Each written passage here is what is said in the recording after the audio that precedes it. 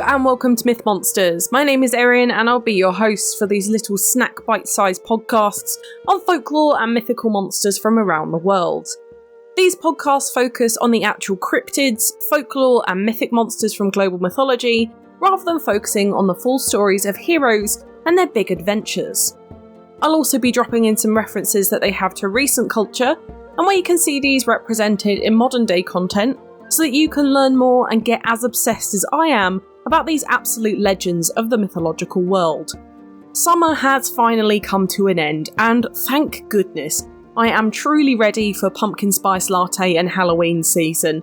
And if I'm honest, I've missed cooking, honestly.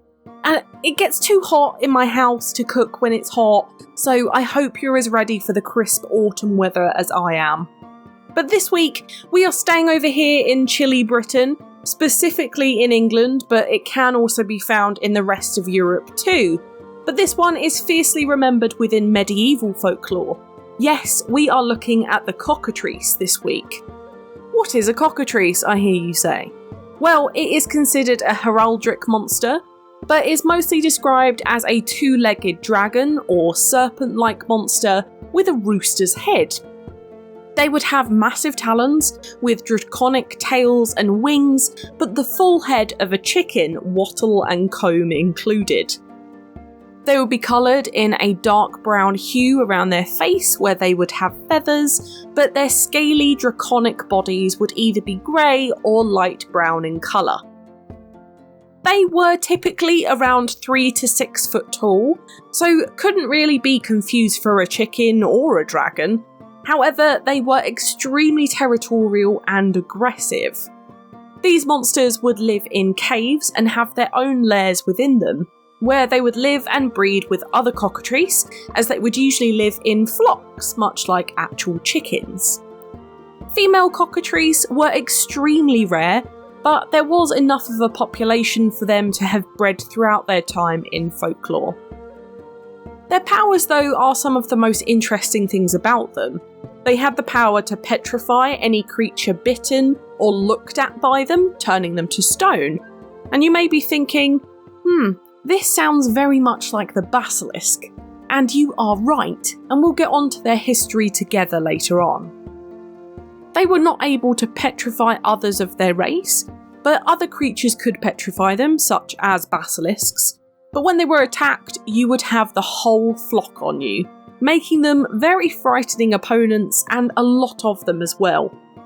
As well as this, they had massive claws that they could rip flesh with, which I imagine wasn't particularly pleasant either. The only animal that was immune completely to both cockatrice and basilisk petrification was the weasel, and it was believed that a cockatrice would die instantly if they heard a rooster crow or looked upon itself in a reflected surface, as it would see its own reflection and petrify itself. Now, I kind of talked about their reproduction, but the way that they are born is something to add to their tale. It's believed that a cockatrice would only be born if a cockerel had an egg, and now bear in mind cockerels are male chickens. So if you did find a cockatrice egg, it was advised that you throw it over the top of the family home, allowing it to land on the other side of the house without hitting it. Lastly though, they were meat eaters and would generally eat rodents and smaller mammals to sate their appetite, but they could eat bigger animals, including humans, if they were out hunting in a flock. Now, for etymology, the word cockatrice comes from the Old French cockatrice, meaning tracker. However, this word came from the Latin calcatrix, which is a translation of the Greek word iknemion, which makes this so much more interesting when we get the Greeks involved. Also interesting in this is the locale of where this monster is considered from with this etymology, as it is considered an English monster, and one that is specifically from English heraldry, or coat of arms or shield iconography. However, there were reports of this monster throughout France, Germany, Spain and Switzerland as well as the rest of Europe, although nowhere near as many as in England. For history though, we know that the bird is English because the first ever mention of it was within the English translation of the Bible, if you can believe it. This was in the Book of Isaiah, and was the word used for the translation of asp and adder, which are two venomous snakes that you can find here in the UK. This was written up in the 14th century, which was around the 1300s and during the Middle Ages of Europe and England, but this was also considered a heraldic time, where beasts such as dragons, worms, pixies, fairies, and the cockatrice came into our folklore in droves, and were represented within a lot of medieval architecture, and as I said, in coat of arms and shields. In this form, cockatrice were considered valiant defenders, as they were petrifying to look at, but were not particularly common within this, certainly not as much as something like lions, dragons, unicorns and horses were, and still are today. The myth of the cockatrice within this came from Pliny's Natural History, which is one of the oldest history books known to man from the Roman Empire, which dates all the way back to 77 AD, so is massively older than the translation of the Bible into English. The writer, Pliny the Elder, actually died during the Vesuvius eruption in Pompeii in 79 AD, so you can imagine how old this book was just based off of that. It was a modern-day encyclopedia of everything he had ever researched, including many mythical beasts. The cockatrice, or eknemion at the time, was described as a draconic rooster within it, but it was said to wait for crocodiles on the Nile to open their jaws to pick its teeth clean, which is what the modern-day Tricoleus bird does. Then, to follow this, in 1180, the basilisk came into folklore through De Naturalis Rerum by Alexander Neckham, who described the way they were born in the same way: rooster eggs hatched by snakes with the power to petrify with a glance, linking the two in folklore for the rest of their days.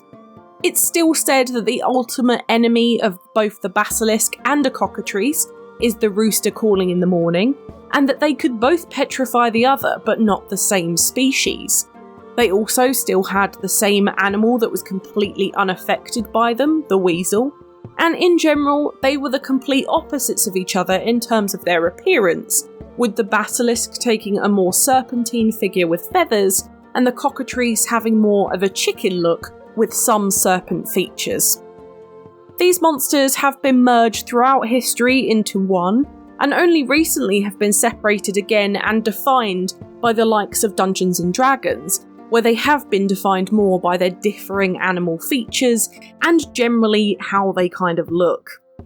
There is also a belief that there is an Egyptian history tidbit in this monster, as the eggs of the ibis bird were very often smashed in fear that the snakes they ate would produce a half-snake, half-bird monster. However, they are also written into history everywhere, including fiction, as they are mentioned in Shakespeare's Romeo and Juliet and Richard III, and I have sections from both, with the death scene from Romeo and Juliet saying, "Hath Romeo slain himself? Say thou but I, and that bare vow eye shall I poison more, that the death-darting eye of a cockatrice." And for Richard III, where the Duchess of York compares her son to one, which was Richard III, "O ill-dispersing wind of misery, O my accursed womb, the bed of death, a cockatrice hast thou hatched to the world, whose unavoided eye is murderous." They are also, of course, mentioned in Harry Potter, but they truly have made their mark within English folklore spaces as one of the medieval greats.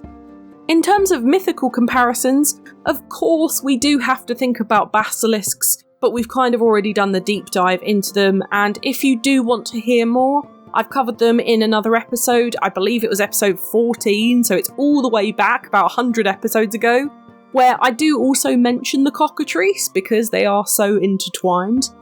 Otherwise, we do have to relate them to gorgons due to their stone-turning nature. These monsters from Greek mythology were infamous for their petrifying nature, with Medusa being the most famous of them all. Considering too that Medusa and her sisters are usually portrayed as half snake, half woman, you can definitely see the comparison to the basilisk, and in turn the cockatrice. Of course, if you want to hear any more about gorgons, I covered them in my first ever episode, over 2 years ago, so do check that out if you're interested. In real life though, we've not really got many things to compare them to, other than real life chickens and snakes, and some weird egg-laying habits. We do know that snakes eat chicken eggs or any other kind of eggs that they come across, so it may have been that someone spotted a snake being defensive over its dinner and thought it was incubating it. I'm not entirely sure, but they are a hard one to compare to something that we know exists, especially a chicken at 5 foot tall, unless we're talking about emus, ostriches and cassowaries, none of which live anywhere near England or the rest of Europe for that matter, and do lay considerably larger eggs of course. But now, let's go on to modern media. I have included Basilisks in here to fill it out as they are so similar, but here is a whole load of stuff with Cockatrice in. For art, have a look at medieval heraldry for this, as you can get some really cool adaptations of this within art, as well as all of the independent things this week. I really recommend looking at the D&D style art for some of these really cool artistic visions of the Cockatrice. I know that's where I found mine from this week. I think it was from a Beast card. In movies, we have them in Harry Potter. Of course, all of them have some mention of the Basilisk in. Fantastic Beasts and Where to Find Them, and Basilisk the Serpent King. For TV, we have Berserk, Delicious in Dungeon, One Piece, Saint Seiya, Merlin, Super Sentai, The Witcher, The Epic Tales of Captain Underpants, My Little Pony, Friendship is Magic, The Owl House, Little Witch Academia and Wishfart.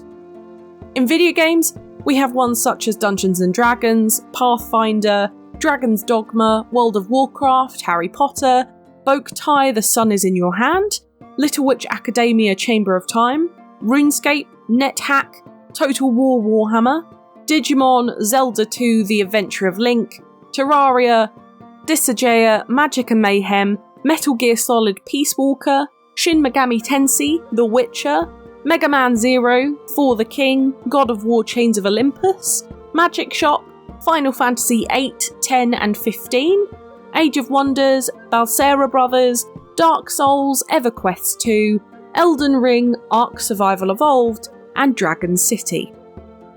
My book recommendation this week is for fantastic creatures in mythology and folklore, from medieval times to the present day by Juliet Wood, for a really great insight into all the medieval beasts in Britain and generally around the world, and how they were so important within that time of culture and society. But now it's time for Do I Think They Existed? Do I think there are man-sized dragon/snake chickens roaming the earth? It's got to be a no from me. Not to mention the petrification. Whilst the idea is scary, it's not something we have ever found within human mythology. We have never seen any kind of turning to stone effect, other than people in Pompeii who are rained on by volcanic ash, or people who are generally buried in concrete. Although statues can look very realistic, I don't think we can blame them for statues in gardens, which does make me a little bit sad, but it's also super understandable, right? I do love medieval monsters though, and especially ones that come from England, which are kind of lost to the ether a little bit, and it really does make me happy to bring them back into the spotlight a little. And I really love looking at monsters from D&D too, and there's always a great amount of information and art surrounding them too. But do I think they existed? Probably not. I think it was a case of misidentification with a snake wrapped around a chicken egg, and someone thought it would become something worse than it was. But it seemed to have survived, so we'll run with it. But what do you think? Did the Cockatrice petrify cavegoers of England? Let me know on Twitter, I would love to know what you think. An excellent monster this week. See what I did there? It's one that has been a little bit lost to folklore, but one that I do try and include, especially when talking about medieval folklore, as it truly is one of the greats and definitely one of the strangest. Next week though, we are getting back out into the water and heading out to the Seven Seas for a legendary sea monster, but one that you might not know the name of. but you would have definitely seen it on pirate maps of your childhoods. We are going fishing for Sisyphus next Thursday, so I hope you're bringing your biggest net and bait. Just a quick note to say that the week after next is my yearly September 2-week break, so I'll be gone from the 21st of September all the way up until the 12th of October for a well-deserved hiatus. But of course, we'll be back full-time until December at that point, so it's only a short break. I will be back, and I will warn you next week too. For now though, thank you so much for listening. It's been an absolute pleasure. If you enjoyed this podcast, please give it a rating on the service you are listening on. I've got the Twitter for any questions or suggestions on what monsters to cover next, and I'd really love to hear from you. The social media handles for TikTok, YouTube, Instagram and Threads are Myth Monsters Podcast, and the Twitter is Myth Monsters Pod. But all of our content can always be found at mythmonsters.co.uk, and you can find us on Good Pods, Buy Me a Coffee and Patreon if you want to help me fund the podcast too. Come join the fun though, share this with your pals, they might love me as much as you do. But for now, stay spooky, and I'll see you later, babes.